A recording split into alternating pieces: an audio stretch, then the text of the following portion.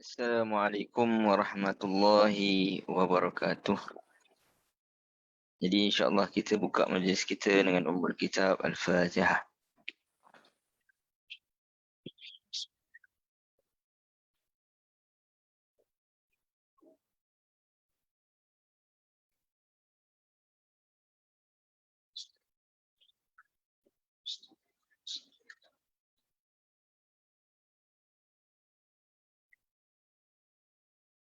Alhamdulillahi Rabbil Alamin.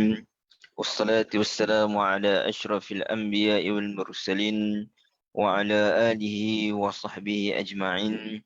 Rabbi shrah li sadri wa yassir li amri wa halul uqdatan min lisani yafqahu qawli. Rabbi zidna ilma warzuqna fahma amma ba'. Tuan-tuan dan puan-puan yang dirahmati Allah Subhanahu wa taala sekalian, alhamdulillah, pertama dan selamanya kita merafakkan setinggi kesyukuran kita kehadap Allah Subhanahu wa taala dengan limpah kurnianya pada pagi ini.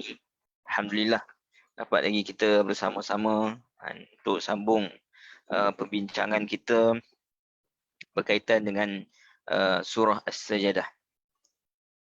Jadi sebagaimana yang kita sebutkan pada pertemuan-pertemuan yang lalu, surah As-Sajdah ini merupakan satu surah yang sering dibaca oleh Nabi SAW pada pagi hari Jumaat dan juga pada hampir setiap malam bersama dengan surah Al-Mulk. Jadi mudah-mudahan pembelajaran kita daripada surah As-Sajdah ini menjadi satu titik tolak kepada kita lebih memahami ayat-ayat Al-Quran ini, mudah-mudahan insya-Allah. Baik.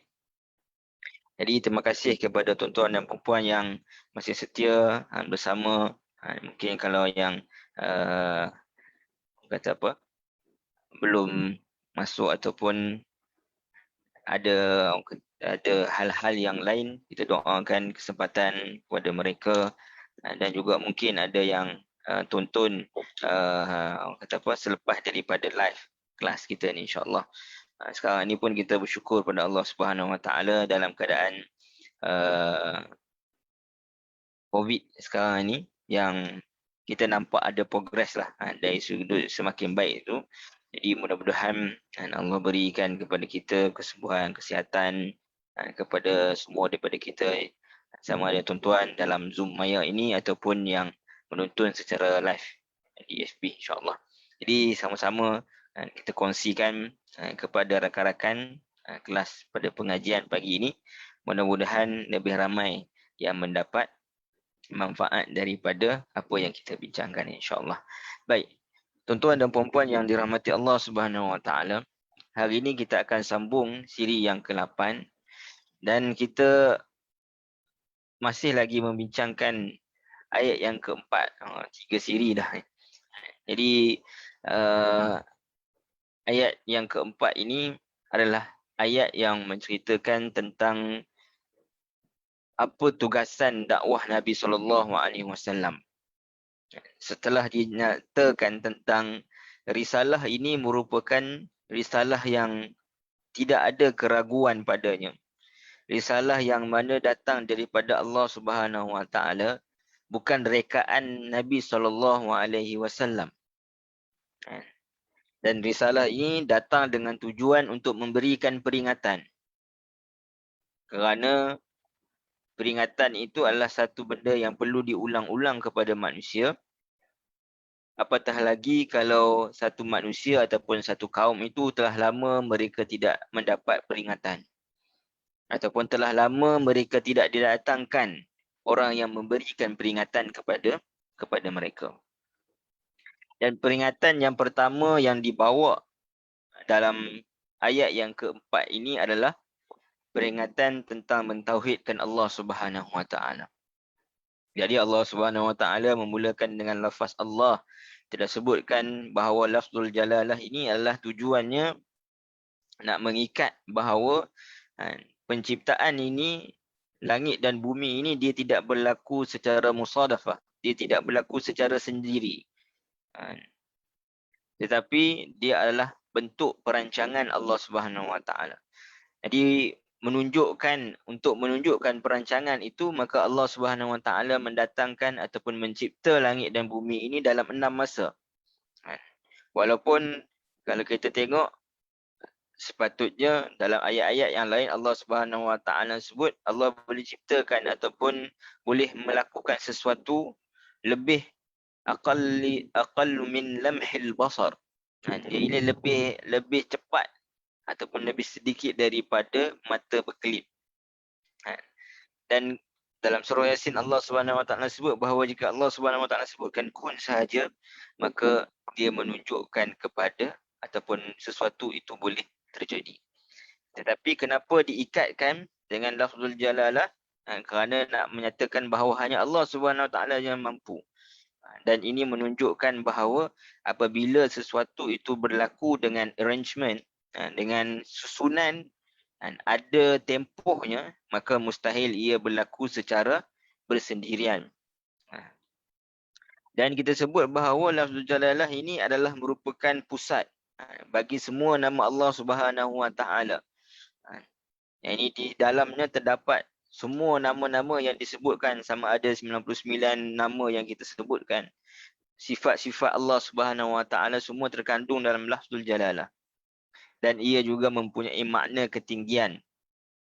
Yang mana makhluk ini perlu tunduk sebagaimana yang kita pelajari di dalam surah As-Sajdah ini, iaitu respon ataupun sikap orang-orang beriman ketika mana mereka membacakan ayat-ayat Allah Subhanahu Wa Taala.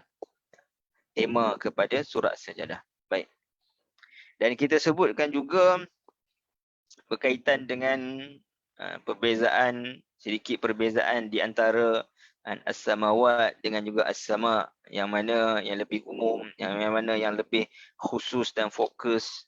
Ini mungkin tuan-tuan kalau ada yang baru join pada pagi ini, mungkin boleh tonton siri-siri yang lalu. Dan kita sebutkan juga tentang 6 masa ini. Sekali lagi saya ulang, 6 masa ini bukan merujuk kepada 6 hari, kerana penciptaan langit dan bumi ini berlaku pada waktu itu. Jadi bagaimana boleh kita katakan 6 hari sedangkan pada waktu itulah baru terciptanya langit dan bumi.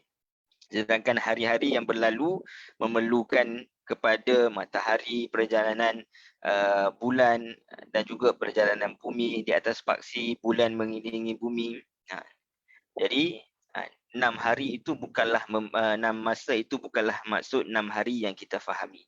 Tapi 6 masa, yang mana 6 masa ini ada perbincangan-perbincangan. Kata Imam Ar-Razi, dia 6 masa ini merujuk kepada 6 perkara.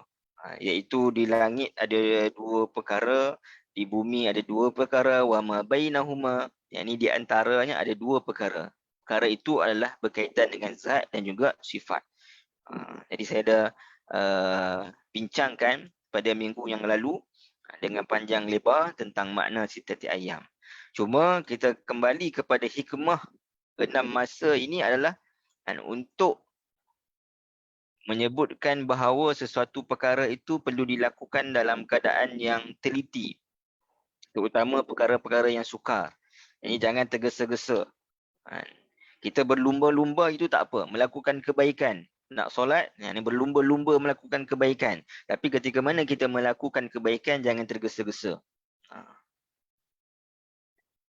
Dan juga hikmah daripada 6 masa itu adalah untuk mengajar kepada kesabaran. Kita sebutkan di dalam surah Qaf, Allah Subhanahu Wa Taala menyebutkan bagaimana kita kaitkan bahawa penciptaan 6 masa ini mengajar manusia untuk bersabar.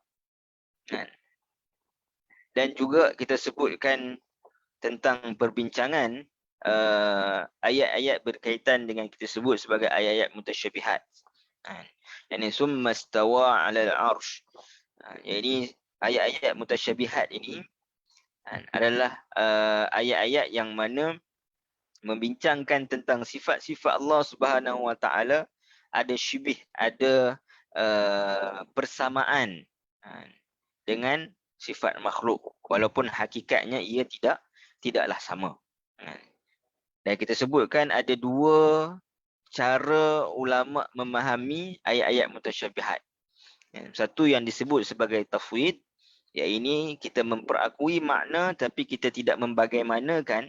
Kita tidak tahu keadaannya kerana apa? Kerana manusia ini lemah. Apa yang terlintas pada pemikiran manusia, maka Allah Subhanahu Wa Taala berbeza ataupun khilaf daripada perkara tersebut. Dan kita yakin bahawa Allah Subhanahu Wa Taala tidak sama dengan sesiapa. Yang kedua, cara yang kedua adalah yang lebih ahkam, yang lebih kukuh, iaitu apabila kita mentakwilkan, ini kita mengisbatkan makna dan juga kita mentakwilkan sifat itu, yakni kita meletakkan sifat itu bukan kita membagaimanakan, tapi kita memberikan maksud mengikut kepada kefahaman nas dan juga berpandukan nas. Dan kita sebutkan bahawa makna istawa ini antaranya adalah al-irtifa', ini pengangkatan, dan juga al-isti'la, ini peninggian kedudukan Allah Subhanahu Wa Taala. Baik. Jadi itu sedikit recap perbincangan kita minggu-minggu yang lalu pada ayat yang keempat. Mungkin perbincangannya itu agak sedikit panjang, tapi mudah-mudahan ia memberi manfaat kepada tuan-tuan dan puan-puan yang mungkin kalau tidak hadir pada minggu yang lalu boleh tonton semula. Dan pada hari ini kita sambung hujung ayat yang keempat dan insya-Allah kita masuk kepada ayat yang kelima insya-Allah. Baik. Jadi Allah Subhanahu Wa Taala mengakhiri ayat yang keempat ini dengan Allah menyatakan malakum min dunihi min waliyyin wala syafi', afala tatadhakkarun. Iaitu Allah Subhanahu Wa Taala mengakhiri dengan mengatakan kamu tidak akan beroleh sebarang penolong dan pemberi syafaat selain daripada Allah. Oleh itu tidakkah kamu insaf dan mengambil iktibar untuk mencapai keridhaannya? Baik. Jadi ayat pengakhiran ayat yang keempat ini seolah-olah dia jawapan semula kepada orang musyrikin ketika mana dikatakan kepada mereka Allah lah yang menciptakan langit dan bumi pada 6 masa. Kemudian Allah Subhanahu Wa Taala bersemayam di atas arash. Maka mereka kata, ya, kami telah memperakui bahawa Allah Subhanahu Wa Taala lah yang menciptakan langit dan bumi. Wala in sa'altahum man khalaqas samawati wal ard la yaqulunna Allah. Ya, ini jika ditanyakan kepada mereka siapakah yang menciptakan langit dan bumi ini, mereka akan menjawab Allah. Tetapi apa yang membezakan keimanan mereka, bukan keimanan, ini apa yang membezakan keyakinan mereka dengan keimanan kita, kepercayaan mereka dengan keimanan kita, iaitu malakum min dunihi min waliyyin wala syafi'. Ya, ini keyakinan dan keimanan kita ini, iaitu Allah Subhanahu Wa Taala tidak layak ataupun tidak patut baginya mempunyai sebarang syirik, sebarang Tuhan yang bersama-sama dengan Allah. Malakum min dunihi. Kalau kita tengok perkataan malakum min dunihi ini, min duni ini, yakni kamu tidak akan beroleh. Malakum, yakni penafian, penafian. Kamu tidak akan memperoleh sebarang penolong dan pemberi syafaat selain Allah. Baik, kalau tuan-tuan tengok kepada terjemahan ayat ini, Allah Subhanahu Wa Taala sebut malakum min dunihi, yakni sepatutnya terjemahan kamu tidak akan mendapat selain daripada Allah sebarang penolong dan sebarang pemberi syafaat. Boleh tak? Kalau tuan-tuan tengok berdasarkan ayat ini, maknanya kalau kita datangkan dari sudut terjemahan, sepatutnya terjemahan kamu tidak akan mendapati selain daripada Allah sebarang penolong dan juga sebarang pemberi syafaat. Yang ini Allah Subhanahu Wa Taala mendahulukan malakum min dunihi. Kalau mengikut terjemahan maknanya sepatutnya malakum min waliyyun wala syafi' min dunihi. Betul kan? Ini min dunihi itu maknanya selain daripada Allah. Dari sudut terjemahan dia berada di belakang. Tapi dalam ayat itu dia berada di depan. Yang ini dia panggil konsep dalam bahasa Al-Quran dipanggil taqdim wa ta'khir. Ini sesuatu perkataan ataupun ayat yang didahulukan, dia mempunyai makna yang tertentu dan dia mempunyai tujuannya berbanding sesuatu yang diakhirkan. Saya bagi contoh yang lain yang paling mudah. Yang ini kita sebutkan iyyaka na'budu wa iyyaka nasta'in. Nah, ini kita hanya sahaja kepada Allah Subhanahu wa taala kita menyembah, dan hanya sahaja kepada Allah Subhanahu wa taala kita memohon pertolongan. Jadi kenapa didahulukan na'budu berbanding nasta'in? Kerana dengan ubudiyah yang sebenar kepada Allah Subhanahu wa taala, maka Allah Subhanahu wa taala akan mendatangkan pertolongan. Maka nak sebutkan di sini, setiap perkataan ketika mana Allah mendahulukan sesuatu berbanding perkataan yang lain, walaupun terjemahan kita baca berbeza, kerana terjemahan ini dia nak memberikan kefahaman kepada kita secara umum. Ini tidak membincangkan dari sudut kehalusan bahasa. Tetapi ayat-ayat Al-Quran mempunyai kehalusan bahasa, i'jazul bayani, yakni mukjizat dari sudut bahasanya. Dan kita akan sebutkan nanti kenapa Allah Subhanahu wa taala mendahulukan min dunihi min waliyyin wala syafi'. Baik. Yang pertama kita faham maksud malakum min dunihi. Kamu tidak akan mendapat selain daripada Allah Subhanahu wa taala, min duni. Jadi kalau dalam terjemahan mudahnya, kalau dalam bahasa Arab maknanya min duni maknanya min ghairihi, selain daripada Allah Subhanahu wa taala. Cumanya di dalam Al-Quran ada ketika mana Allah Subhanahu wa taala sebut min ghairihi. Jadi kenapa didatangkan perkataan min duni?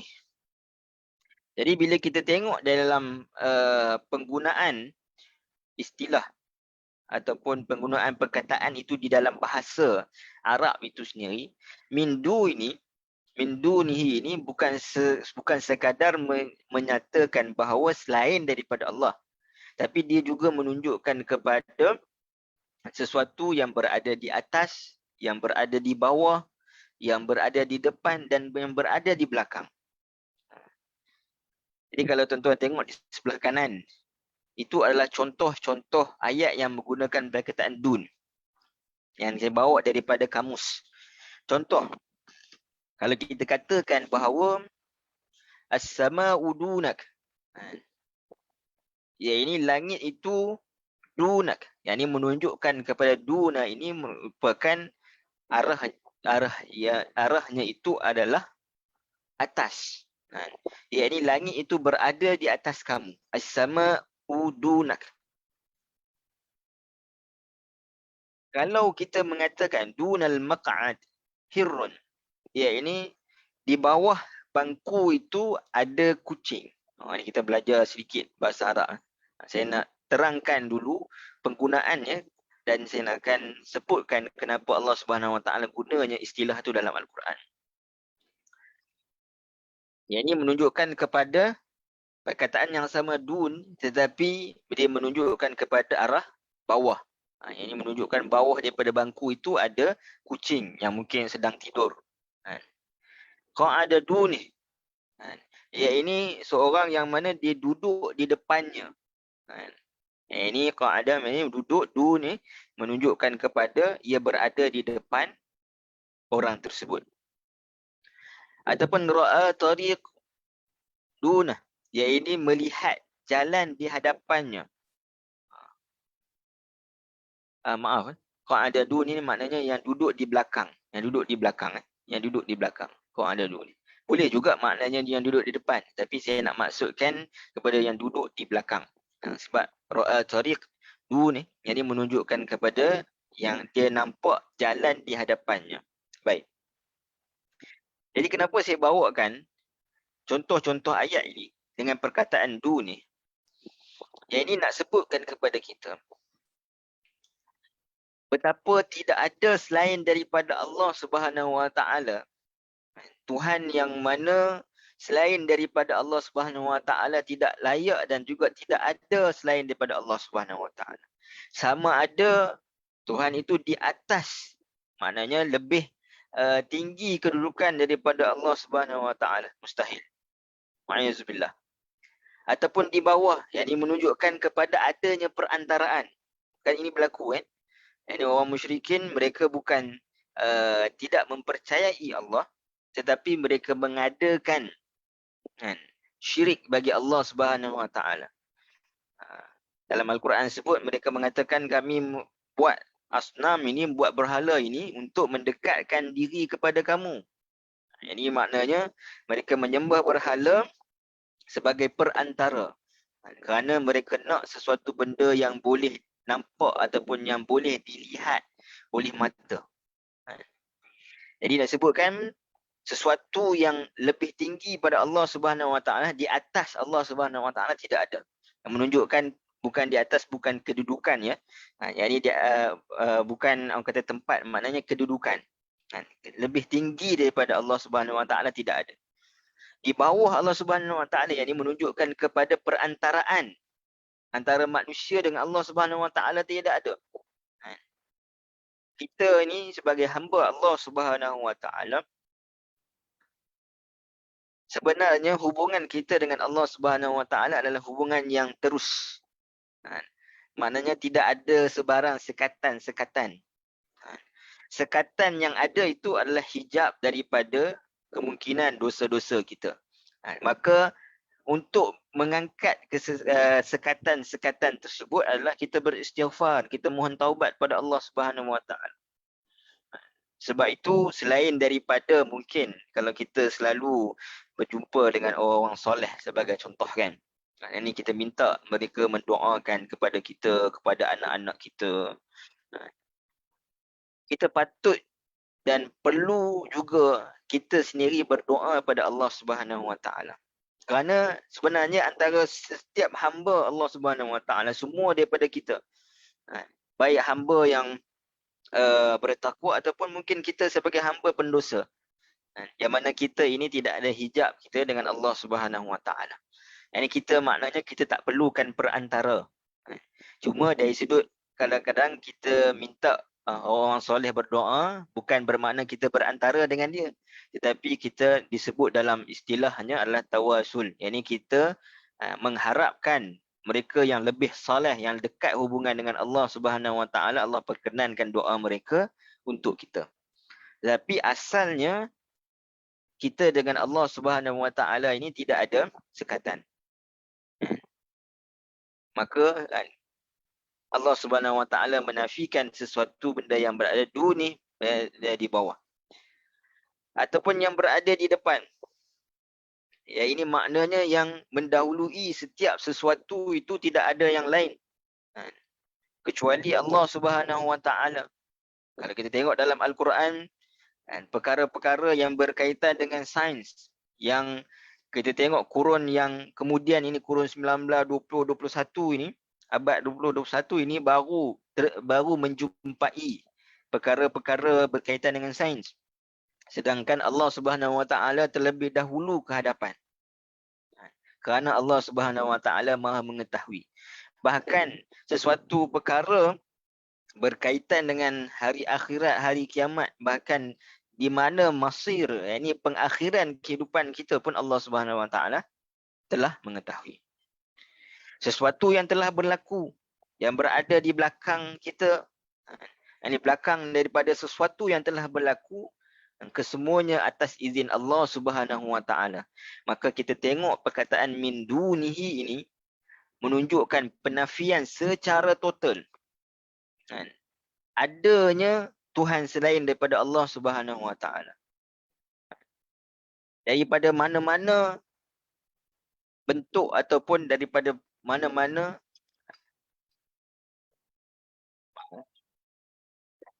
ini penafian secara total. Yang ini tidak ada Tuhan yang lebih tinggi daripada Allah Subhanahu Wa Taala. Tidak ada Tuhan perantara dengan Allah Subhanahu Wa Taala. Tidak ada yang lebih mengetahui kehadapannya melain pada Allah Subhanahu Wa Taala. Tidak ada sesuatu yang berlaku dalam kehidupan manusia melainkan di belakangnya adalah Allah Subhanahu Wa Taala. Iradah dan juga kudrat Allah Subhanahu Wa Taala. Jadi min dunihi, penafian secara total. Baik. Dan kita sebutkan malakum min dunihi, didahulukan berbanding min waliyyin wala syafi'. Sedangkan kita tengok di dalam terjemahan tadi, maknanya min dunihi ini terjemahan dia itu dikebelakangkan. Jadi kenapa Allah Subhanahu Wa Taala mendahulukan min duni, yakni selalunya sesuatu yang didahulukan itu dia menunjukkan kepada ikhtisas, pengkhususan. Ini hanya sahaja kepada Allah. Penafian secara total dan khusus kepada Allah Subhanahu Wa Taala. Sahaja Tuhan yang mana menciptakan langit dan bumi dan khusus kepada Allah Subhanahu Wa Taala sahaja, ini ubudiyah, pengabdian manusia. Yang ini penafian kepada semua tadi yang kita sebut tadi.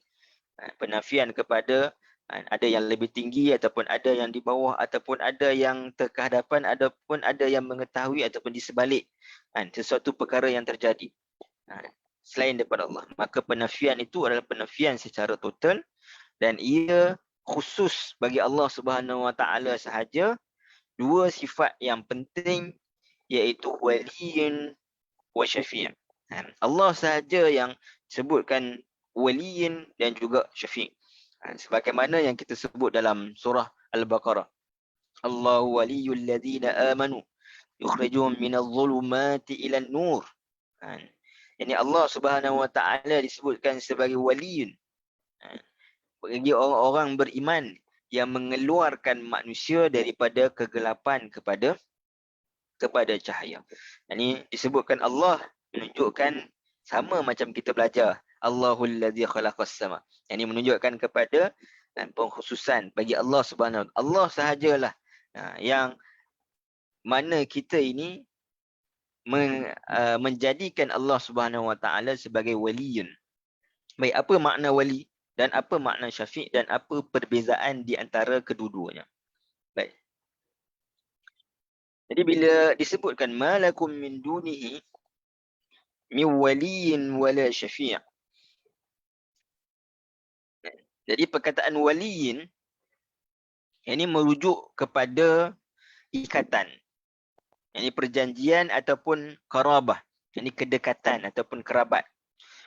Jadi sebab itu kalau orang yang nak berkahwin, wanita yang nak berkahwin perlu ada wali.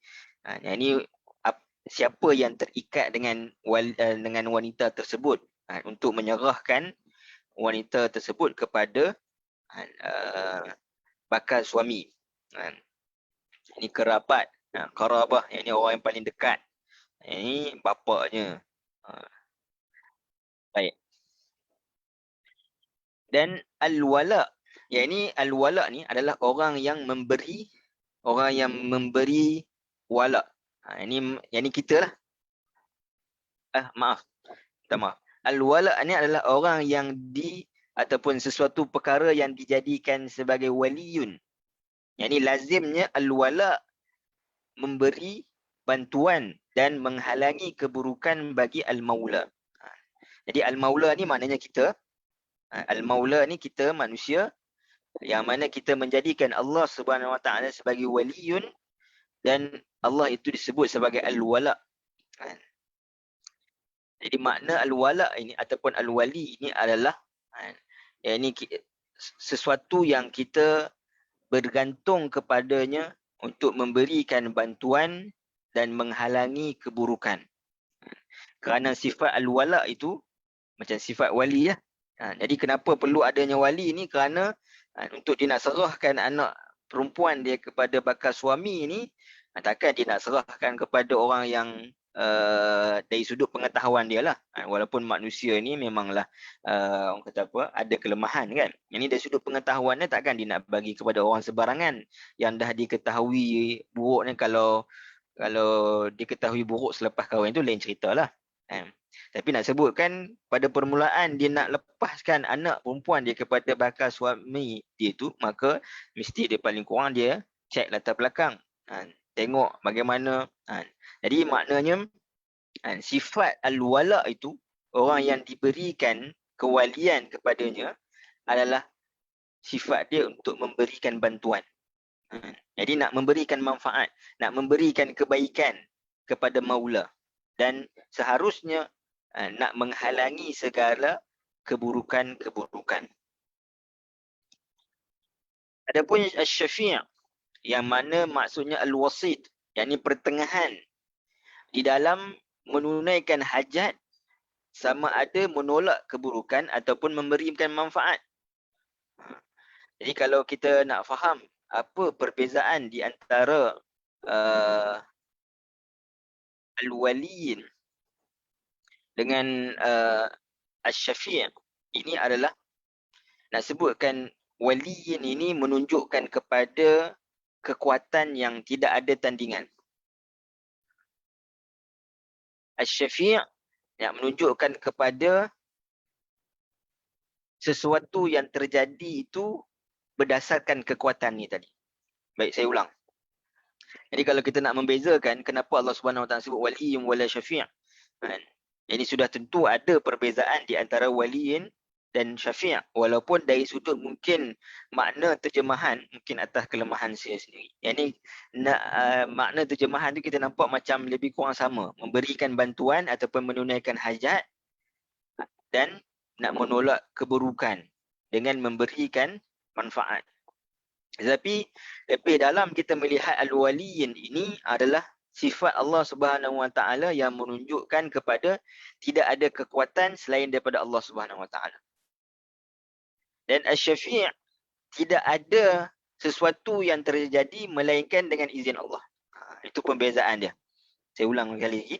Al-waliyin menunjukkan kepada tidak ada kekuatan selain daripada Allah Subhanahu Wa Taala. Maknanya kita bergantung harap kepada yang paling kuat. Ya, inilah Allah Subhanahu Wa Taala. Kerana sifat yang paling kuat itu adalah orang yang mana ataupun sesuatu yang melindungi orang yang lemah di bawahnya. Ini kita menetapkan Allah sebagai waliyin, iaitu Allah Subhanahu Wa Taala yang paling kuat, yang maha kuat. Maka pergantungan kepada Allah Subhanahu Wa Taala itu disebutkan waliyin. Jadi asy-syafi' ini menunjukkan kepada sesuatu yang berlaku itu maka dengan izin Allah Subhanahu Wa Taala. Kebaikan yang datang, keburukan yang dihalangi kepada kita, maka dengan izin Allah Subhanahu Wa Taala. Maka dalam ayat ini disebutkan waliyin wala syafi' kerana nak menunjukkan kepada orang musyrikin tidak ada kekuatan selain daripada Allah Subhanahu Wa Taala yang mampu melindungi kamu. Dan tidak ada sesuatu yang berlaku baik ataupun buruk kepada kamu melainkan dengan izin Allah Subhanahu Wa Taala semata-mata. Boleh faham apa ni antara waliyin dan juga syafi'. Maknanya ayat ini nak menunjukkan kepada orang musyrikin tidak ada bagi kamu selain daripada Allah Subhanahu Wa Taala kekuatan melebihi kekuatan Allah Subhanahu Wa Taala. Bahkan sama pun tidak ada. Jadi Tuhan-Tuhan kamu ni tidak ada langsung kekuatan. Dan syafi' dan tidak ada sesuatu yang boleh memberi izin berlakunya sesuatu perkara dan sesuatu hal dalam kehidupan kamu melainkan dengan izin Allah Subhanahu Wa Taala. Boleh dapat ini antara waliyin wala syafi'. Baik. Kemudian afala tatazakkarun. Tidakkah kamu berfikir? Baik. Jadi kalau kita tengok dalam Al-Quran, selalu kalau istilah-istilah tentang Al-Quran ini, yang ni kita akan sebutkan banyak istilah lah, antaranya tafsir, takwil tersebut, tadabbur, tafakkur, tazakkur. Ini banyak punya istilah-istilah yang digunakan yang menunjukkan hubungan kita dengan Al-Quran. Jadi apa makna tazakkur? Baik. Afala tatazakkarun. Baik, yang pertama afala ini, ia adalah satu persoalan. Kalau kita tengok, maaf, ayatnya tadi. Tidakkah kamu mahu insaf dan mengambil iktibar? Ini dia datang dengan persoalan. Tapi persoalan ini bukan persoalan yang mahukan jawapan. Tapi persoalan disebut persoalan ingkari. Istifham al-ingkari. Iaitu persoalan yang mengingkari perbuatan mereka itu daripada mereka. Maknanya, kamu tak faham-faham lagi. Ini perbuatan mereka mensyirikkan Allah Subhanahu Wa Taala, kamu tak terfikir ke apa yang kamu buat ni? Soalan dia macam tu. Ini mengingkari perbuatan mereka tu. Bukan nak suruh mereka jawab, ya kamu tak terfikir, bukan macam tu. Tapi istifham ingkari ni maknanya kamu tak terfikir ke apa yang kamu buat ni salah. Macam itulah lebih kurang dalam bahasa kita yang dipermudahkan. Baik. Ya, lebih kurang macam menyindir. Cuma menyindir ni dia ada perkataan yang lain, macam istihza. Tapi ingkari ni dia macam tadilah. Kamu tak terfikir ke apa? Yang perbuatan kamu tu salah. Kamu tak terfikir ke perbuatan kamu tu salah? Macam itulah. Dia hampir kepada menyindir. Tapi dia lebih kepada mengingkari perbuatan yang mereka lakukan itu adalah satu perbuatan yang salah. Baik. Afala tatazakkarun. Jadi kenapa saya datangkan tafakkur? Kerana dia ada hubungan dengan tafakkur. Tafakkur ini dia permulaan kepada tazakkur. Yang ini ketika mana diingkari perbuatan mereka itu, yang ini sepatutnya mereka berfikir. Betul juga. Yang ini tidak ada Tuhan yang tidak ada yang dapat kekuatan selain pada Allah, dan tidak ada pula yang boleh memberikan sesuatu perkara melainkan dengan izin Allah. Maka secara logiknya tak perlu bergantung kepada selain daripada Allah Subhanahu Wa Taala. Yang ini bergantung pada Allah Subhanahu Wa Taala sudah cukup. Ini dari sudut tafakkur. Ini adalah pemerhatian dengan akal fikiran. Kerana daripada tafakkur itulah terjadinya tazakkur. Ini tazakkur ini makna apa? Tazakkur ni maknanya kita proses untuk mengingati semula. Ini kalau contoh, beza juga dengan tadabbur ni. Tafakkur ni dia permulaan. Ataupun dia berseiringan dengan tadabbur. Kemudian tazakkur. Iaitu maknanya, kalau kita tadabbur sebagaimana yang kita lakukan sekarang ini. Yang ini kita melihat kepada ayat-ayat Al-Quran. Dan kita mempelajari penerangan-penerangan, kita reflect kepada diri kita, itu tadabbur. Jadi tazakkur ni apa dia?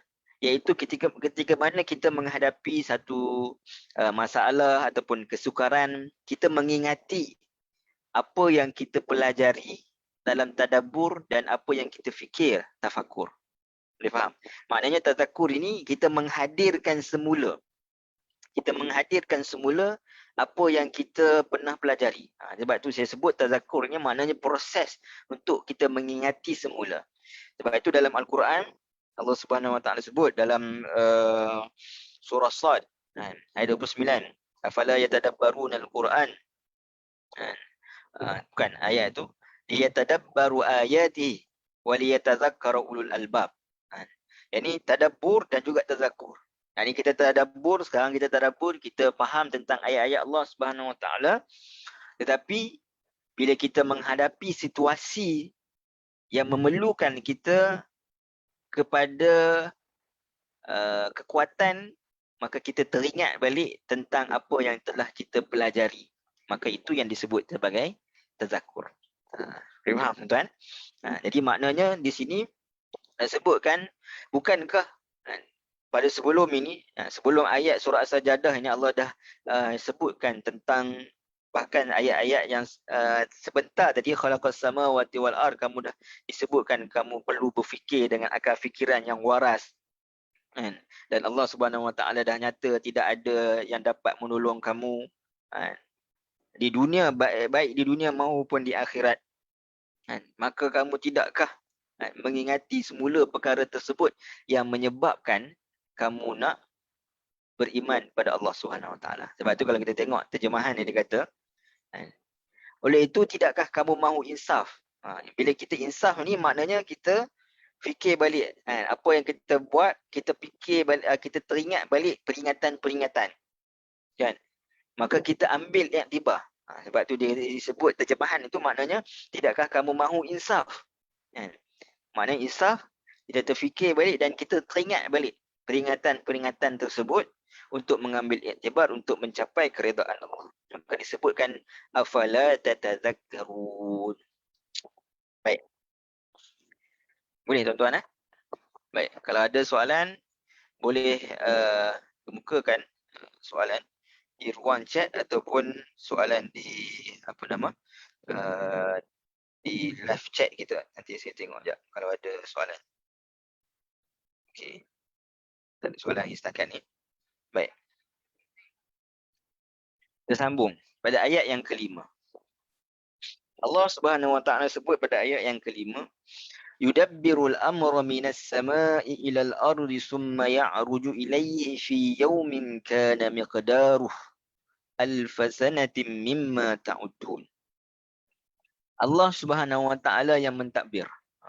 Kalau kita tengok tak ada perkataan Allah dalam ayat ini. Cuma dia sambungan daripada ayat keempat. Kerana ayat keempat Allah mulakan Allahul ladzi khalaqas sama. Maka ayat kelima ni merujuk kepada Allah jugalah yang Allah yudabbirul amra minas sama. Mentadbir makhluk-makhluknya bagi melaksanakan takbirnya itu ia menurunkan segala sebab dan peraturan dari langit ke bumi. Kemudian diangkat naik kepada pengetahuannya segala yang berlaku daripada pelaksanaan takbirnya itu untuk dihakiminya pada suatu masa yang dirasai oleh orang-orang yang bersalah banyak bilangan tahunnya menurut hitungan masa yang kamu biasa. Baik. Ayat ini adalah ayat yang nak menceritakan sambungan daripada ayat yang keempat, iaitu ketika mana Allah Subhanahu Wa Taala menyebutkan bahawa Allah menciptakan sesuatu, iaitu menciptakan langit dan bumi. Dan Allah Subhanahu Wa Taala menyebutkan pada ayat yang kelima, Allah yang Esa itulah yang juga mengatur takbir segala urusan yang berlaku di antara langit dan bumi tersebut. Ini nak sebutkan pada ayat ini nak menunjukkan kepada kesempurnaan kekuasaan Allah Subhanahu Wa Taala. Baik. Ada orang yang mana walaupun dia mencipta ataupun mungkin dia founder kepada sesuatu syarikat, tapi dari sudut urus takbir tak semua perkara yang dia tahu, kalau dia tahu semua perkara pun tak semua perkara yang dia boleh buat secara sendirian, yang mana diperlukan kepada orang-orang yang lain yang mempunyai kemahiran-kemahiran untuk membangunkan syarikat dia. Beza dengan Allah Subhanahu Wa Taala. Yang ni hikmah, kalau orang tanya kepada kita kan, kenapa Allah Subhanahu Wa Taala ni mempunyai malaikat? Kan? Ini malaikat nanti kita akan sebut malaikat yang menjaga manusia ini. Yang ya'ruju ilaihi ini maknanya malaikat yang naik ke langit. Ini membawa amalan manusia untuk dibentangkan di hadapan Allah Subhanahu Wa Taala. Jadi kenapa Allah Subhanahu Wa Taala ada malaikat? Ini orang tanya, kalau orang tanya pada kita lah, apa hikmahnya Allah Subhanahu Wa Taala mempunyai malaikat? Adakah menunjukkan kepada ketidakmampuan? Nauzubillah. Apa bezanya di antara Allah Subhanahu Wa Taala mempunyai malaikat dengan manusia ni mempunyai staf? Ataupun dia punya kaki tangan dia. Manusia ketika mana dia ada staf, dia ada kaki tangan dia di bawah dia, dia bergantung kepada kaki tangan tersebut untuk menyelesaikan urusan ataupun job scope kerja dia yang mungkin dia tak mampu buat. Yang kalau seorang CEO kan, yang mungkin dia tak mampu buat.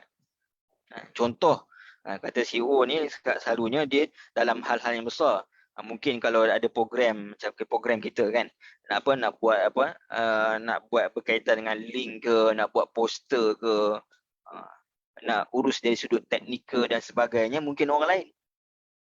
Kenapa? Kerana dia tak ada masa dan tak mampu untuk nak uruskan benda itu. Maka dia perlukan ada orang di bawahnya. Tapi Allah Subhanahu Wa Taala berbeza. Adanya malaikat ni menunjukkan kesempurnaan takbir Allah Subhanahu Wa Taala. Kerana apa? Kerana kalau tak ada malaikat pun Allah mampu buat. Itu beza dia. Sebab itu dalam surah Yasin antaranya Allah Subhanahu Wa Taala sebut wa ma anzalna ala qaumihi min ba'dihi min jundin minas sama'i wa ma kunna munzilin. Ini ketika mana Allah Subhanahu Wa Taala nak menghancurkan ashabul qaryah. Allah tak hantar pun tentera-tentera Allah. Tak hantar para malaikat. Allah kata Allah sendiri buat. In kanat illa sayhatan wahidatan. Faiza hum khamidun. Yang ini bila berlaku satu letupan yang besar, sekali letupan yang besar hingga kan mereka ini hancur musnah, binasa. Jadi menunjukkan bahawa Allah Subhanahu Wa Taala walaupun kalau tanpa malaikat Allah Subhanahu Wa Taala mampu. Berbeza dengan manusia, maknanya kalau tanpa kaki tangan ataupun staf, maka dia tidak akan mampu untuk nak mendirikan sebuah syarikat. Baik. Jadi nak sebutkan Allah Subhanahu Wa Taala yang menciptakan langit dan bumi dan Allah Subhanahu Wa Taala yang mengatur segala urus takbir yang berada di antara langit dan bumi. Baik. Tafsiran umum ayat ini.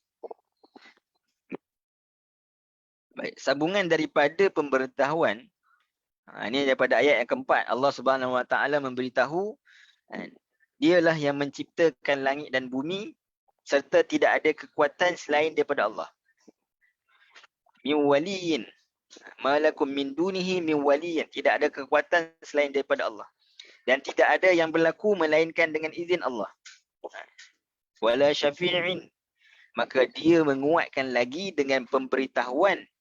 Bukan sekadar penciptaan, tetapi urus takbir segalanya di dunia ini sama ada di langit ataupun di bumi. Bermula daripada ia diciptakan hinggalah kepada semuanya naik semula. Summa rujuk ilaihi, kembali semula kepada Allah. Semuanya hancur nanti apabila hari kiamat, semuanya di bawah penguasaan dan pengetahuan Allah Subhanahu Wa Taala.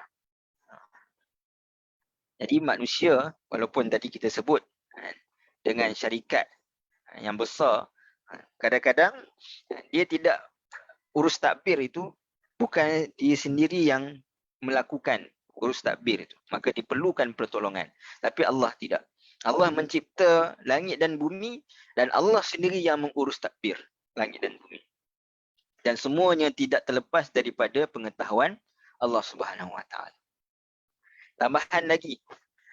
Kemudian summa ya'ruju ilaihi fi yaumin kana miqdaruhu alfasanatin mimma ta'udul. Ini dibenarkan adanya hari kiamat itu akan berlaku, namun tidak tahu bila. Cuma yang diketahui adalah amalan manusia itu akan dihitung. Jadi apabila amalan manusia itu dihitung pada hari kiamat, maka kedahsyatan kiamat itu dengan kengerian, azab dan hiruk pikuk pada waktu itu, orang-orang yang kufur ini merasai waktu itu terlalu lama. Perkiraan waktu itu terlalu lama. Ini satu hari itu ibarat 1000 tahun. Namun bagi orang-orang beriman, maka keadaan ataupun peristiwa manusia ini ketika mana ia dibangunkan di mahsyar, hinggalah sampai pengakhiran kehidupan dia di syurga nanti, maka dia merasakan bahawa waktu itu berlalu sangat pantas dan cepat. Ibarat sebentarnya, iaitu satu solat fardu yang dikerjakan di dunia. Ini sangat cepat. Beza kan masa tu. Yang mana orang yang tak beriman rasa macam 1000 tahun lamanya.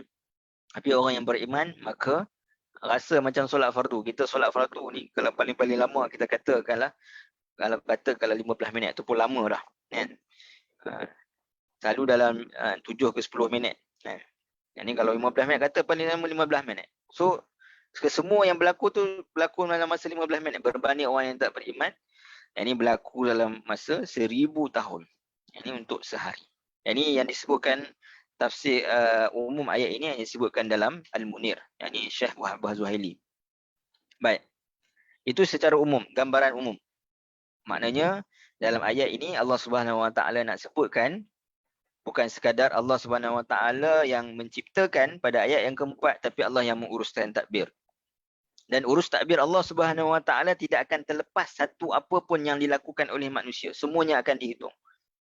Dan ketika mana sesuatu itu dihitung oleh Allah Subhanahu Wa Taala di hari akhirat nanti, bagi orang-orang yang tidak beriman, dia akan mengerasai kesengsaraan.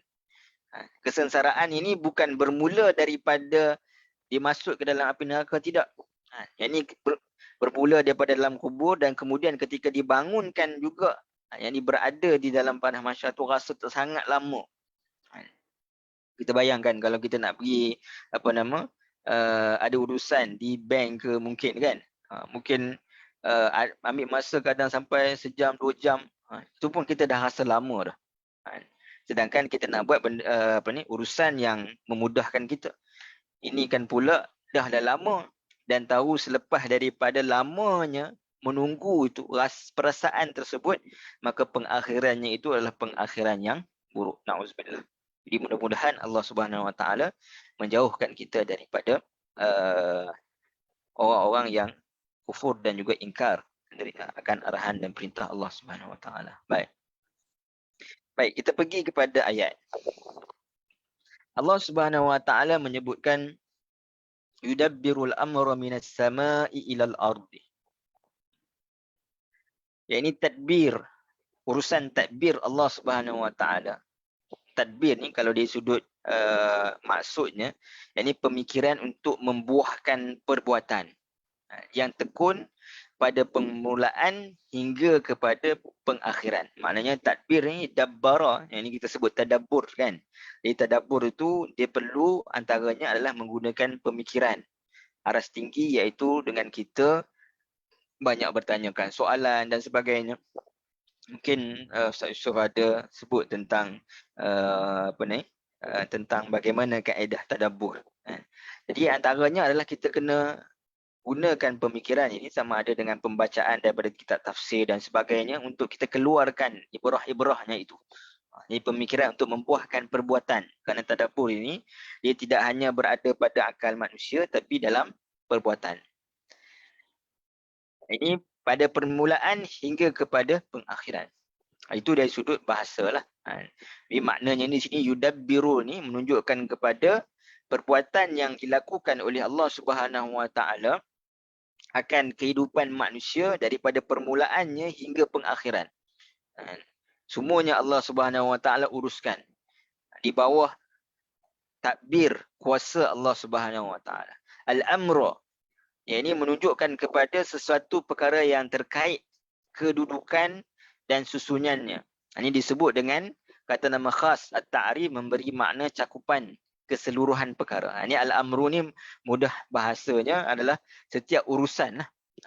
Setiap urusan, yang ini susunannya, kedudukannya, yang mana manusia ini sebagai contoh rezeki manusia. Yang ini rezeki manusia pada umur dia sekian, rezeki dia banyak ni. Umur dia sekian, rezeki dia banyak ni. Ini semua itu dah ada dia punya kedudukan. Dah dia ada dia punya susunan-susunan dia. Yang mana setiap manusia itu berbeza-beza.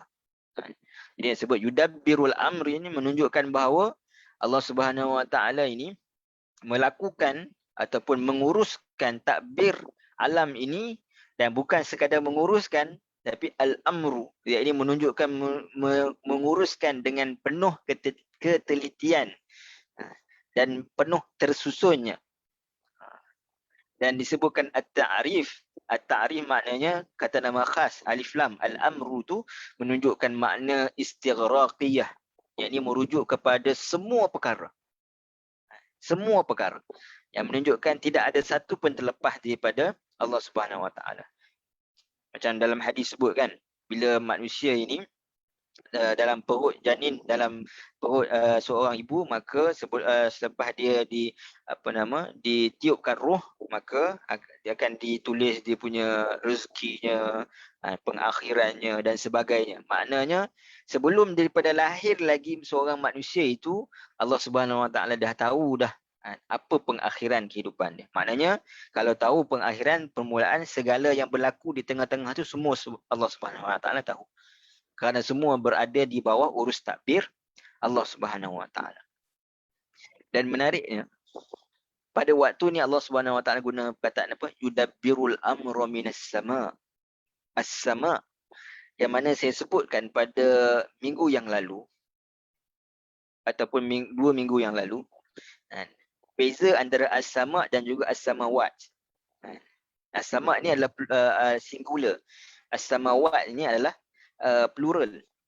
Jadi as-sama walaupun dia singular tapi dia mempunyai makna yang luas. As-samawat dia plural, dia makna yang banyak tetapi fokus. As-sama maknanya dari sudut ni dia singular dan tetapi dia mempunyai makna yang luas, menunjukkan bahawa segala sesuatu yang berlaku di langit, yang ni di langit ni maknanya di dalam pengetahuan manusia dan di dalam yang tidak ada di dalam pengetahuan manusia. Yang manusia tahu dan manusia tak tahu. Maknanya terlalu besar dan terlalu banyaknya perkara yang manusia tidak tahu, terutamanya di langit. Menunjukkan bahawa kesemua urusan itu semuanya di bawah takbir Allah Subhanahu Wa Taala. Ini Allah Subhanahu Wa Taala menyebutkan ciptaan, disebutkan pula urusan pada ciptaan tersebut, menunjukkan keagungan Allah Subhanahu Wa Taala. Sebagaimana dalam surah Al-A'raf Allah Subhanahu Wa Taala sebut ala lahul khalqu wal amru. Ya, ini pada Allah Subhanahu Wa Taala lah penciptaan dan juga segala sesuatu. Baik. Puan Zainab. Jadi ayat 4 ada sebut 6 masa itu apa? Jadi saya dah bentangkan pada minggu yang lalu. Jadi boleh Puan Zainab tengok siri yang ke-7. Saya dah bentangkan 6 masa. Cuma secara ringkas saya sebutkan di sini 6 masa itu bukan bermaksud 6 hari. 6 hari yang kita lalui. Kerana 6 masa itu waktu itulah penciptaan langit dan bumi. Maknanya matahari, bumi, bulan baru tercipta waktu itu. Sedangkan hari yang dilalui manusia berkaitan dengan matahari dan juga pergerakan bumi dan bulan. Maksudnya 6 masa itu bukan 6 hari. Dari sudut hikmahnya, dari sudut penerangan ulama yang lebih detail, Puan Zainab boleh rujuk kepada siri yang ke-7. Saya dah bentangkan. Boleh ya? Baik. Baik. Jadi segala penciptaan dan urusan berjalan dengan kehendak Allah Subhanahu Wa Taala. Yudabbirul amra minas sama'i ilal ard. Summa ya'ruju ilaih. Uruj. Ini menunjukkan kepada mendaki. Ini disebut Mi'raj. Maknanya Nabi SAW mendaki daripada Baitul Aqsa kepada ke langit yang ke-7 hingga ke Sidratul Muntaha. Ini uruj, ini mendaki, iaitu semua amalan manusia diangkat ke langit dan dibentangkan di hadapan Allah Subhanahu Wa Taala. Makna ya'ruju ini bukan sekadar amalan itu dibawa, diangkat, tetapi ia juga dibentangkan di hadapan Allah Subhanahu Wa Taala. Dan summa di sini, ini berbeza pada ayat yang keempat. Dalam minggu yang lalu kita sebut summa itu dia tidak merujuk kepada makna yang sepatutnya. Tapi di sini dia merujuk kepada susunan ataupun secara tertib. Maknanya sesuatu urusan itu Allah Subhanahu Wa Taala tentukan daripada sisi Allah Subhanahu Wa Taala kepada manusia, dan apa yang berlaku pada manusia kemudiannya diangkat semula untuk dibentangkan di hadapan Allah Subhanahu Wa Taala. Baik. Dan semua perkara yang berlaku itu tidak terlepas daripada pengetahuan Allah. Jadi bermakna malaikat yang mencatat, ma yalfidhu min qawlin illa ladaihi raqibun atid. Ini tidak ada sesuatu pun perkara perkataan yang disebutkan oleh manusia ni kecuali ianya ditulis oleh malaikat raqib atid. Cuma mungkin salah tanggapan kita mungkinlah. Mungkin ada yang dah tahu. Ini raqib dan raqib dan atid. Raqib dan atid ini bukanlah nama malaikat. Bukanlah nama malaikat kanan dan kiri. Kanan raqib, kiri atid. Bukan. Raqib dan atid ini adalah sifat malaikat. Sifat mereka yang sentiasa melihat kepada perbuatan manusia dan tak terlepas sesuatu apa pun mereka akan catat. Itu sifat raqib dan atid. Sifat malaikat. Dua sifat malaikat. Maknanya malaikat kanan pun raqib atid dan malaikat kiri pun raqib atid. Ini dua sifat bagi malaikat yang mana mencatat semua perkara. Dan bila mereka mencatat semua perkara, ini bermakna semua perkara itu tidak terlepas daripada pengetahuan Allah Subhanahu Wa Taala. Kerana ya'ruju ilaihi, kerana diangkat dan dia akan dibentangkan di hadapan Allah Subhanahu Wa Taala.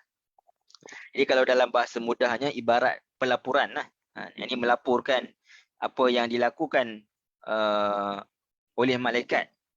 Pelaporan yang dilakukan oleh malaikat tentang apa yang berlaku di langit dan juga di bumi. Jadi saya dah sebutkan, jadi apa hikmah adanya malaikat, kenapa perlu adanya malaikat melaporkan, kenapa perlu adanya malaikat mencatat. Adakah Allah Subhanahu Wa Taala tidak mengetahui?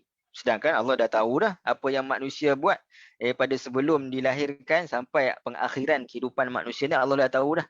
Tapi nak menunjukkan kepada keagungan Allah Subhanahu Wa Taala. Ya, ini dari sudut kekuasaan Allah Subhanahu Wa Taala, kerajaan Allah Subhanahu Wa Taala ni maha besar. Dan juga nak menunjukkan kepada manusia bahawa pengetahuan Allah Subhanahu Wa Taala tentang pengakhiran kehidupan manusia itu, pengetahuan tentang pengakhiran kehidupan manusia itu tidak bermakna Allah Subhanahu Wa Taala telah ijbarkan. Maknanya Allah Subhanahu Wa Taala telah tetapkan kamu begini sampai akhirnya itulah kehidupan kamu, tak. Adanya malaikat mencatat ni menunjukkan bahawa kita sebenarnya tak tahu apa yang berlaku pengakhiran kehidupan kita. Dan tugas kita ni bukan untuk mengetahui benda tu, dan kerana kita tak mampu pun. Tapi tugas kita adalah untuk melakukan kebaikan kerana malaikat ini mencatat. Mencatat apa yang kita lakukan. Dia faham? Ini walaupun Allah Subhanahu Wa Taala mengetahui apa yang berlaku pada manusia daripada bermulanya dia dilahirkan sampailah pengakhiran kehidupannya nanti di akhirat bagaimana. Tetapi itu berada dalam ilmu Allah, kita tidak tahu. Hatta malaikat juga tidak tahu. Jadi dengan adanya malaikat yang mencatat ini menunjukkan kepada kita bahawasanya kita sebenarnya diberi pilihan. Allah nak kata kepada kita, kita diberi pilihan. Kita nak buat baik, malaikat akan catat baik. Kita nak buat jahat, malaikat akan catat jahat. Baik, ada persoalan. Ustaz, betulkah amalan dibentangkan malaikat pada Isnin dan Khamis itu sahihkan? Nanti saya akan sebutkan selepas ini. Adakah benar setiap niat kita dalam hati hanya diketahui oleh Allah, tidak diketahui oleh malaikat pencatat? Baik. Yang ini ada beberapa pandangan para ulama. Yang ini ada yang mengatakan, maksudnya niat manusia ini hanya Allah Subhanahu Wa Taala yang mengetahui. Sebab itu apabila seorang yang mana dia melakukan dia nak melakukan keburukan, tak tercatat lagi kalau dia hanya niat. Tetapi bila dia melakukan keburukan baru tercatat bahawa dia melakukan satu keburukan. Tetapi ketika mana manusia ini niat kebaikan, dan niat itu akan dinilai oleh Allah Subhanahu Wa Taala, dan kebaikan yang dilaksanakan, maka dia akan dicatat berdasarkan gandaan lah, 10 kali ataupun berapa kali, berdasarkan gandaan yang disebutkan dalam hadis. Sebab itu dalam Al-Quran, ketika mana Allah Subhanahu Wa Taala sebut dalam antaranya dalam surah Yasin, Allah kata wa kulla syai'in ahsaynahu fi imamin mubin. setiap daripada sesuatu itu ahsaina. Ahsa ni kami kira ni, kira tu macam mana? Kira tu macam kira undi tau. Maksudnya dia angkat satu-satu. Okay, contoh angkat kebaikan solat kan. Baik, dari sudut kebaikan solat tu makna ahsa ni dikira begitu detailnya adalah berkaitan apa pula niat dia. Ada ke pula apa ni riak ke dan sebagainya. Maka waktu itu ditentukan orang ini sama ada baik ataupun buruk. Sebab itu dalam hadis berkaitan dengan niat kan.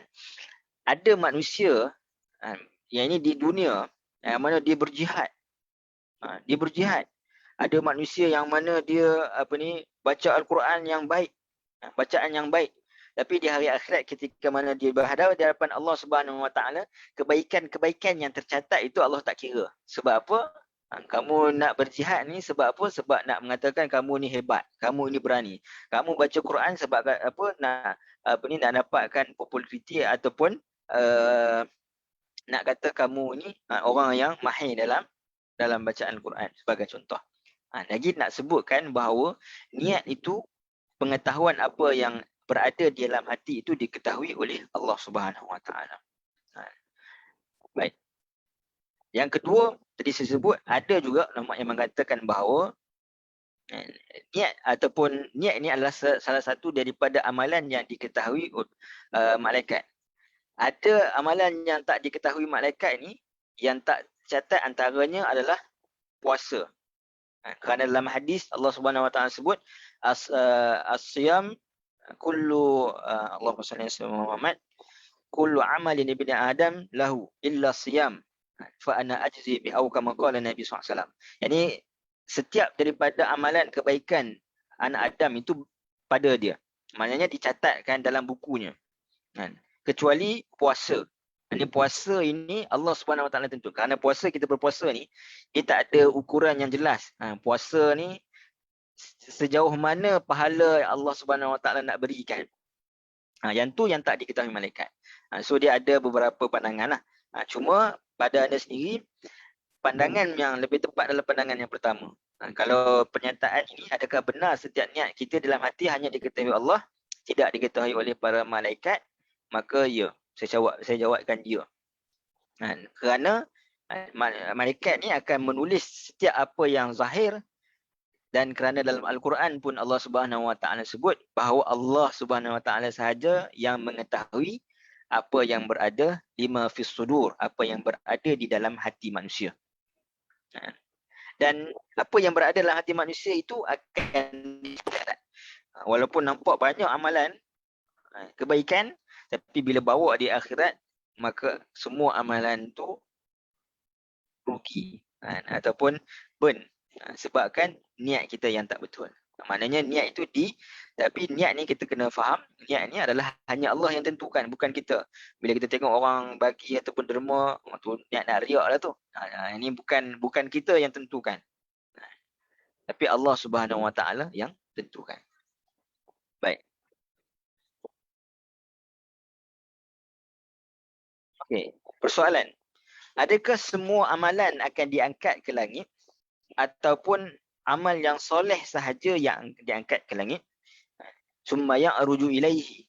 Semuanya dibawa mendaki, diangkat di hadapan Allah Subhanahu Wa Taala. So adakah semua amalan diangkat ke langit ataupun amalan yang soleh saja? Kerana ada satu hadis riwayat Ibn Majah, hadis yang dhaif. Ada sebahagian ulama yang mengatakan ia sahih. Ala kulli hal dia boleh dijadikan hujah. Yang mana disebutkan salasatun la tartafi'u salatuhum fawqa ru'usihim shibran. Yani 3 golongan yang mana tidak terangkat pahala solat mereka lebih daripada sejengkal daripada kepala mereka. Iaitu yang pertama, rajulun amma qauman wa hum lahu karihun. Seorang yang mana dia mengimami sesuatu kaum.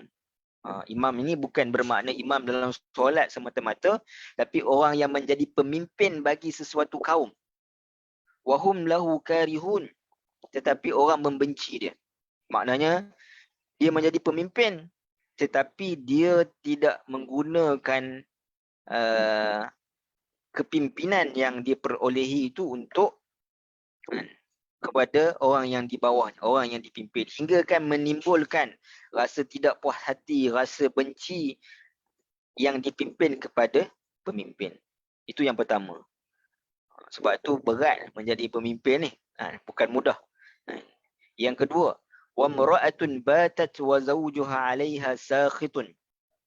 Dan seorang wanita yang mana dia tidur dalam keadaan suaminya marah ataupun kita nak sebut apa yang lebih sesuai, marah lah, yang rasa marah kepadanya. Ini maknanya mungkin dia kecilkan hati suami ke, ataupun dia buat sesuatu yang memalukan suami dia, ataupun maknanya juga yang ini dia menolak keinginan suaminya untuk bersama. Tapi ini ada perbincangan lah. Maknanya bukanlah bermakna kalau wanita itu mungkin seharian dalam keadaan penat dan sebagainya, ketika mana dia tolak permintaan suami dia, maka dia ini solat je tak terangkat. Tidak, dia ada perbincangan. Jadi maknanya perlu ada orang kata apa,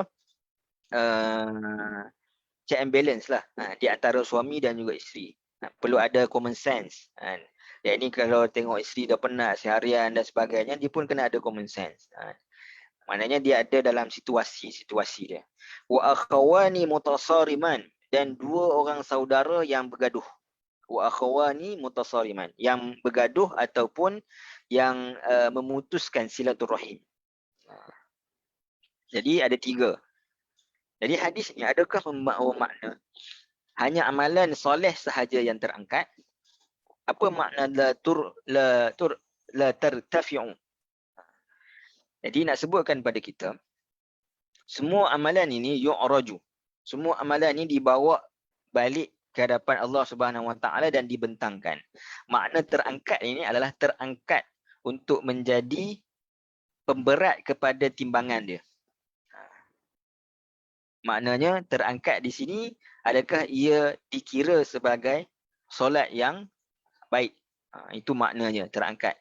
Adapun amalan manusia baik dan buruk semuanya akan diangkat dan dibentangkan di hadapan Allah. Summa ya'ruju ilaihi. Semua perkara yudabbirul amru, menunjukkan semua perkara, maka summa ya'ruju ilaihi, yang kembali kepada al-amru. Ini maknanya semua perkara juga akan dibawa, diangkat dan dibentangkan di hadapan Allah. Cuma dalam hadis ini nak menyatakan tentang amalan yang diangkat dan dibentangkan tak semestinya dia diterima. Jadi menunjukkan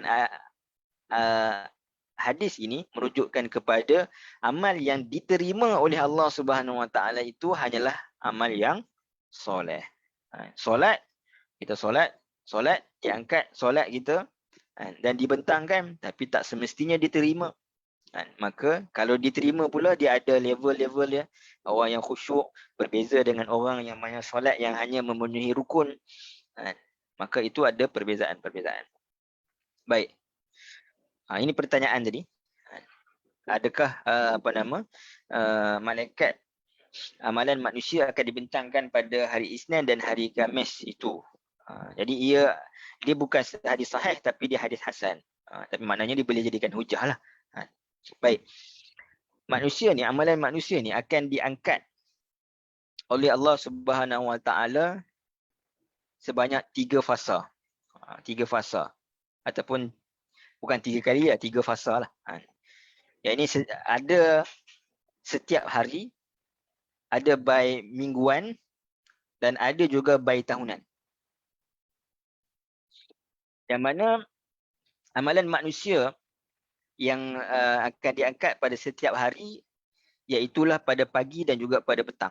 Hadis ini hadis riwayat Muslim. Yang mana malaikat akan bawa naik amalan manusia pada pagi hari, subuh, fajar, pada waktu fajar dan pada waktu asar. Sebab itu kita digalakkan untuk melakukan kebaikan pada waktu ni, waktu pagi dan waktu petang. Dan antara kebaikan yang digalakkan kepada kita adalah kita baca zikir. Kan kita ada zikir pagi, ada zikir petang kan. Supaya ketika mana amalan itu diangkat, dan dia diangkat dengan pengakhirannya yang baik. Diangkat dan diterima tadi. Diangkat, ya diangkat. Tapi adakah dia diterima? Jadi mudah-mudahan kebaikan yang kita buat itu menyebabkan amalan-amalan kita diterima. Sebab itu kita ada zikir pagi dan juga zikir petang. Baik. Kemudian 2 hari setiap minggu. Ada disebutkan hadis dalam hadis riwayat Tirmizi dan statusnya adalah hasan. Mana hasan ni boleh diterima lah. Jadi betul Puan Syahira Faiz bahawa sebab itu ya ustaz kita disuruh puasa sunat Isnin dan Khamis. Ya betul. Memang Nabi SAW sendiri sebut. Yang ni aku lebih suka ketika mana amalan aku diangkat, aku berpuasa. Jadi yang sebutkan bahawa 2 hari setiap minggu, yang ini pada Isnin dan juga hari Khamis, maka amalan manusia juga akan diangkat oleh Allah, oleh malaikat kepada Allah Subhanahu Wa Taala. Maka dalam hadis pun Nabi SAW sebut, maka nak jadikan yang terbaik. Yang ni kenapa Allah Subhanahu Wa Taala sebut peringkat-peringkat ataupun masa-masa amalan manusia diangkat ni, kerana nak kita untuk mengambil peluang pada waktu itu untuk kita melakukan kebaikan. Setiap hari melakukan kebaikan pagi dan petang dengan zikir. 2 hari setiap minggu, hari Isnin dan Khamis. Yang ini dengan kita melakukan kebaikan berpuasa sebagainya. Dan setahun sekali akan diangkat amalan manusia dalam bulan Sya'ban. Hadis riwayat Nasa'i, hadis hasan. Ada yang riwayat kata dalam bulan Sya'ban, khususnya pada 15 Sya'ban, ini nisfu Sya'ban. Hadis Ibn Majah, riwayatnya adalah hasan. Jadi maknanya semua hadis-hadis itu boleh jadikan hujah. Maknanya setahun sekali memang akan ada pengangkatan amalan manusia pada nisfu Sya'ban. Sebab itu dalam bulan Sya'ban secara keseluruhannya Nabi SAW banyak berpuasa. Kerana nak ketika mana diangkat amalan manusia itu, manusia berpuasa. Dan kenapa puasa? Ini persoalan yang menarik. Kerana macam saya sebutkan tadi, illa siyam wa ana ajzi bih. Kerana puasa ni pahalanya tak limited. Puasa ni amalan dia unlimited. Kebaikan dia tu, pahala dia tu unlimited. Kerana Allah kata aku yang akan ajzi bih, aku yang akan memberikan ganjaran.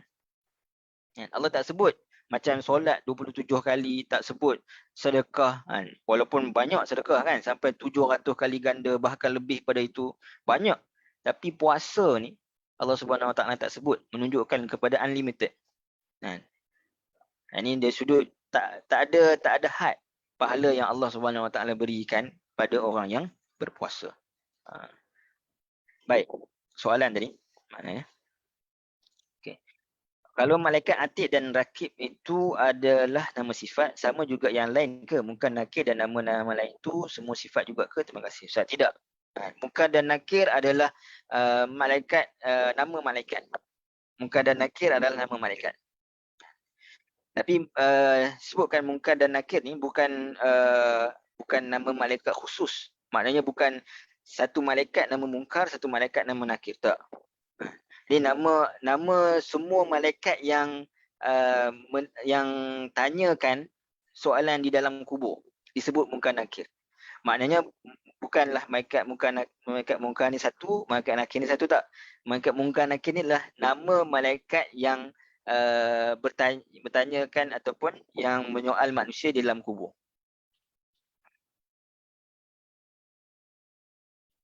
Selain puasa di bulan Ramadan, ya Ustaz, ya. Selain puasa di bulan Ramadan. Maknanya selain daripada puasa bulan Ramadan pun puasa Isnin Khamis ni lah. Baik.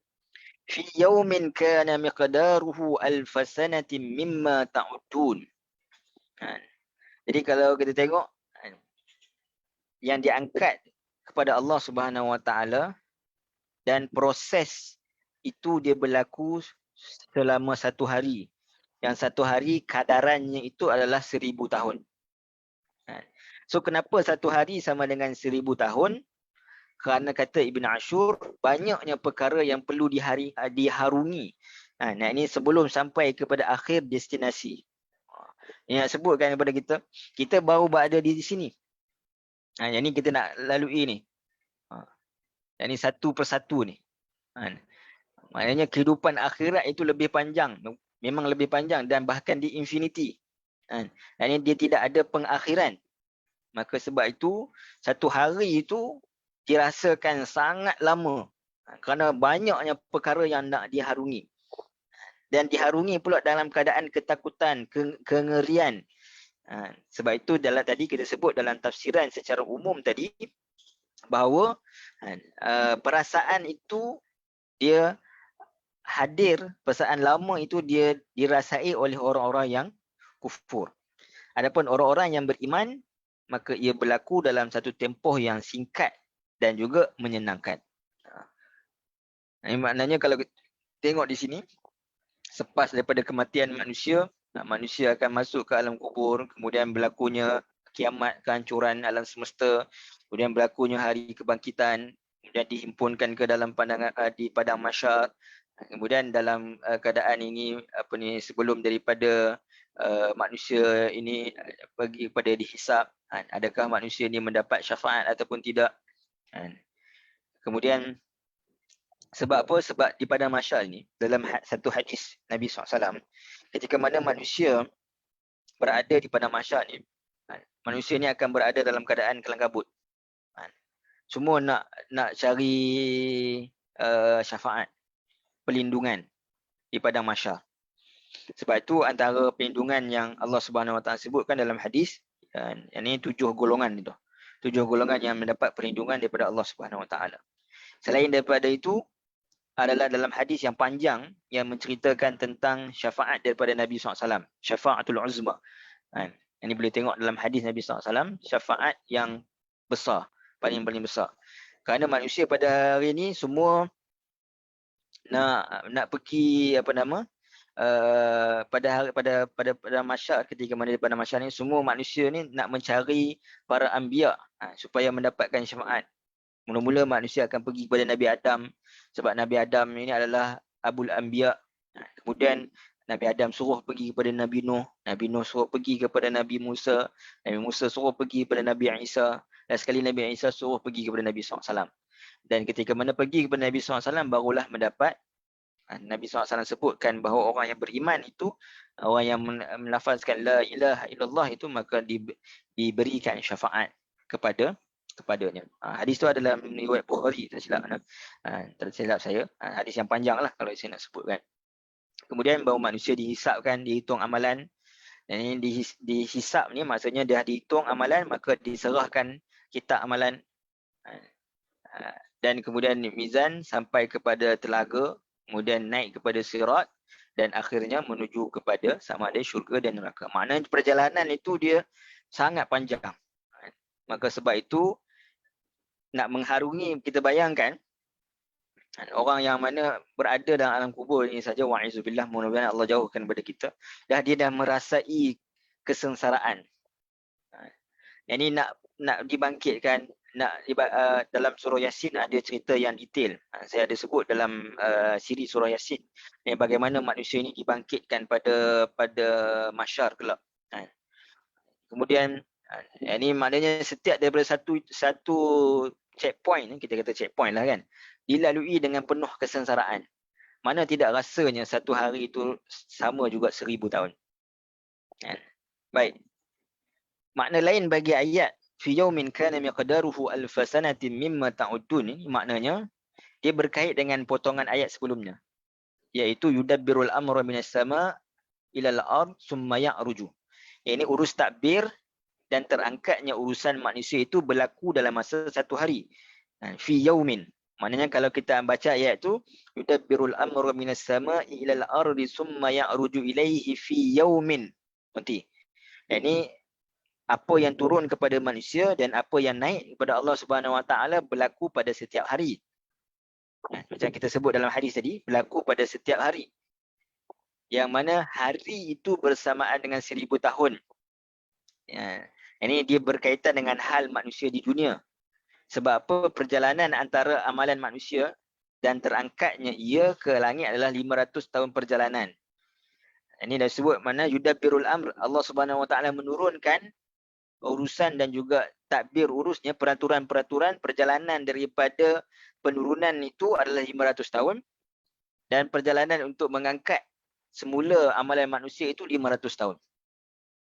maka masa itu jadi 1000 tahun. Namun malaikat melakukannya dalam sekelip mata. Ini yang disebutkan oleh Ibn Katsir. Makna kata ayat ini dia nak cerita tentang kehidupan manusia di dunia. Setiap amalan manusia akan ditentukan urusan takbirnya melalui kehendak dan kudrat Allah Subhanahu Wa Taala. Perjalanan dia itu ibarat 500 tahun, dan apa yang diangkat naik semula pada Allah Subhanahu Wa Taala, maka perjalanan yang sama 500 tahun maka jadi 1000 tahun. Maka 1000 tahun itu adalah miqdar, kadaran yang manusia kira. Tetapi malaikat melakukannya dengan dalam sekelip mata. Boleh faham ni?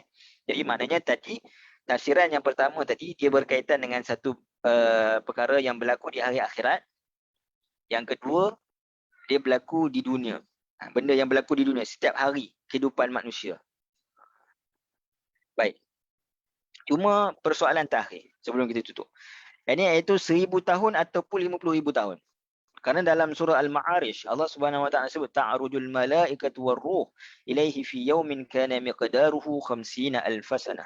Yang dilalui oleh malaikat-malaikat dan Jibril ke pusat pemerintahannya untuk menerima dan menyempurnakan tugas masing-masing pada satu masa adalah tempohnya dirasai oleh orang-orang yang bersalah sungguh panjang kerana banyak hitungan hisab dan berat soal jawabnya. Ini kana miqdaruhu 50,000 sanah.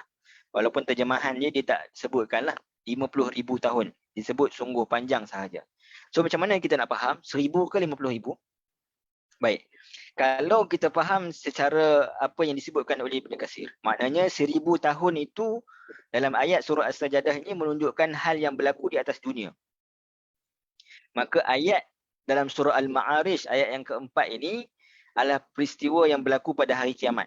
Maknanya kalau di dunia itu perjalanan tempoh satu hari itu bersamaan dengan 1000 tahun, dan di hari kiamat lamanya bagi orang-orang yang ingkar itu bukan sekadar 1000 tahun tetapi 50,000 tahun satu hari. Fi yaumin kana miqdaruhu 50,000 sanah. 50,000 tahun, lagi panjang.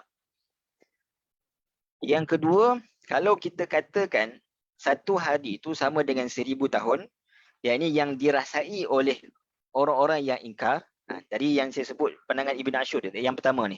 Ni pandangan ni. Kalau kita kata satu hari sama dengan 1000 tahun kerana lamanya perkara yang perlu diharungi, maka kenapa Allah Subhanahu Wa Taala sebut satu hari di sini merupakan sama dengan 50,000 tahun? Dia ibarat ni macam ni. Mudah, saya nak bagi analogi mudah. Ini ketika mana kita berpuasa kan, contoh kita berpuasa 13 jam. 12 jam 55 minit kita tahan. Okey, tak ada masalah. Tapi 5 minit nak sampai berbuka tu, Allah, dia punya penat, dia punya rasa dahaga, dia punya rasa tak larat.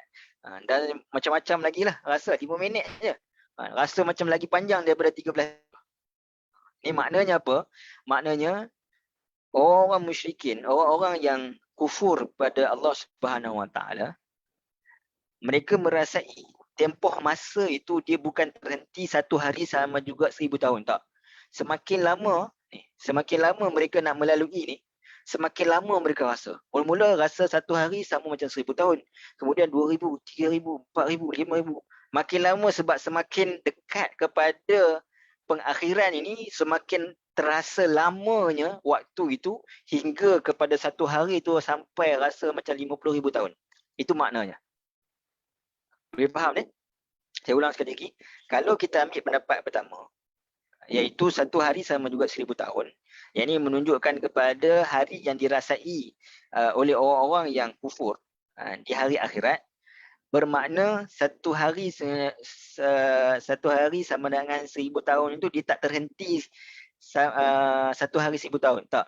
Semakin lama semakin menghampiri kepada pengakhiran, sama ada yang kenaka lah orang yang kufur kan, maka dia akan rasa semakin lama. Tempoh tu semakin lama. Daripada 1000 tahun, dekat-dekat hujung sampai rasa macam 50,000 tahun. Itu maknanya. Kalau kita faham macam kata Ibn Katsir yang saya sebut sebelum ni, 1000 tahun itu menunjukkan bahawa perjalanan ataupun tempoh manusia di dunia ini, maknanya 50,000 tahun itu adalah tempoh yang dirasai oleh orang musyrikin ataupun orang kufur yang kufur, yang ini di hari akhirat. Satu hari di hari akhirat bersamaan dengan 50,000 tahun. Maknanya itu berkaitan dengan hari kiamat, yang ini berkaitan dengan dunia. Jadi faham, harapnya jelaslah, insya-Allah. Baik. Baik, saya tengok sekejap ada soalan. Hadis yang diriwayatkan oleh Abu Hurairah, yaqulu azza wa jal, as-sawmu li wa ana ajzi bih, yad'u syahwatahu wa akluhu wa syarbuhu min ajli. Ya, betul. Selain daripada puasa Ramadan pun, tengok kalau dalam hadis Bukhari ni, maknanya disebut secara umum. Puasa itu secara umum. Maknanya puasa itu memang Allah Subhanahu Wa Taala berikan ganjaran kepada manusia. Terima kasih Puan Syarah Faiz. Baik. Ustaz, kalimah yudabbiru dalam ayat 31 surah Yunus menjelaskan urusan takbir Allah, betul ke Ustaz? Dalam ayat yang sama ada soalan. Adakah soalan itu berbentuk pengingkaran seperti yang Ustaz jelaskan? Ayat ke-31 surah Yunus. Baik, kita tengok sekejap. Saya stop share.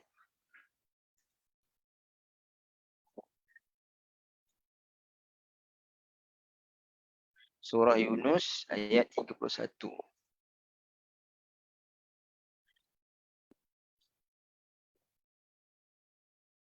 Kita tengok dari sudut terjemahan bahasa Melayu ya. Qul man yarzuqukum minas sama'i wal ard amman yamliku as-sam'a wal absara wa man yakhrujul hayya minal mayyit wa yukhrijul mayyita minal hayy wa man yudabbirul amra fasayaquna Allah faqul afala tattaqun. Ya betul. Yang ni lebih kepada yang tadi, yang ada puan sebutkan tadi, ini makna istihza. Oh, kamu dah tahu bahawa yang memberikan rezeki daripada langit dan bumi itu adalah Allah Subhanahu Wa Taala, dan kamu sendiri fasayaquluna Allah. Batu tak mau nak kalau orang Kedah kata batu tak mau nak bertakwa lagi. Yang ni dia lebih kepada persoalan yang lebih kurang samalah, macam yang disebutkan tadi. Sebab persoalan dalam Al-Quran ni dia bukan semata-mata persoalan yang nakkan jawapan, tak. Dia persoalan kadang-kadang berbentuk sindiran, kadang-kadang berbentuk pengingkaran. Baik. Ada soalan?